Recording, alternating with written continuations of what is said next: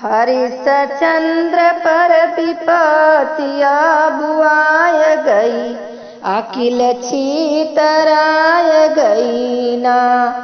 हरिश्चंद्र पर विपत्तिया बुआय गई, अकिल छीतराय गई ना।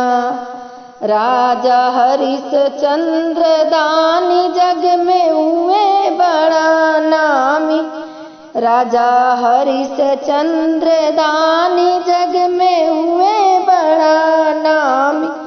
दान दक्षिणा में रानी तक बिकाय गई, अकिल छीतराय गई ना।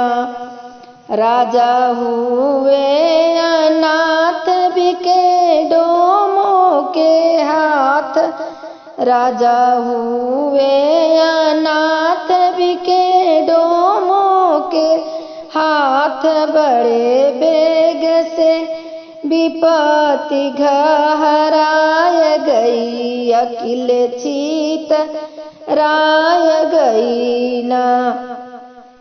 घेरा कहाँ का पाप डसा रोहित को साप, घेरा कहाँ का पाप डसा रोहित को साप।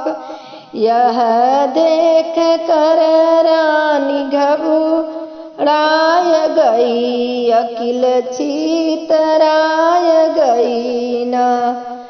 तारा ले रोहित की लाश लेके पहुँचे श्मशान, तारा ले रोहित की लाश लेके पहुँचे श्मशान।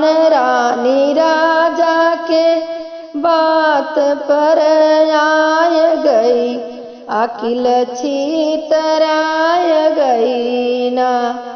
रानी राजा के बात पर आय गई, अकिल छीतराय गई ना। हरिश्चंद्र पर विपत्तिया बुआय गई, अकिल छीतराय गई ना।